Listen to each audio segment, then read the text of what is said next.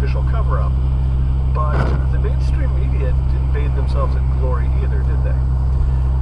This was one of those cases because of the terrible graphic imagery, the video, all the social media posts. It was like catnip to a lot of media outlets. And while most of them, for the most part, reported the facts straight, looking back in hindsight, a lot of the coverage feels sort of shaded to kind of, again, assume the worst. That this football crazy town and this faded steel city, there is a kind of very subtle bias that just assumes that this stuff is probably true. Again, the people who really knew what was going on, the local authorities like Jane Hanlon, because she was suspected of cover-up, she sort of never really has a chance to defend herself. So it was just this sort of like perfect storm where these rumors just continued to swirl and just were never properly debunked.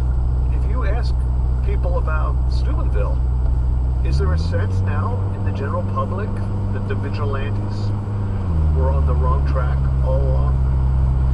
I think the lasting impression was that there was some sort of small town cover-up to protect the football team.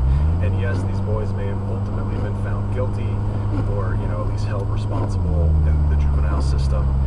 That if it hadn't been for the internet vigilantes and the folks with Anonymous, that they probably would have gotten away with it. I think that's still the kind of vague impression 5 years later. If you Google Jane Hanlon, one of the top results even to this day is a petition to disbar her.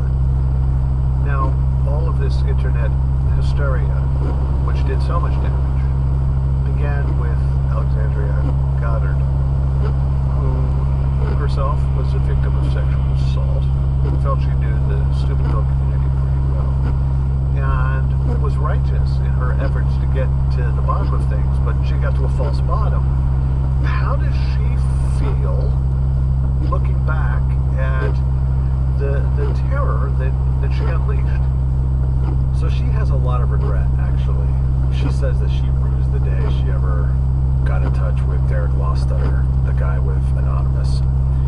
I mean, hacking is a federal crime, and in fact, Derek Lostutter eventually is charged and is currently serving 3 years in prison. He's banned from the internet for another 5 years. And I think she really thought she was doing the right thing.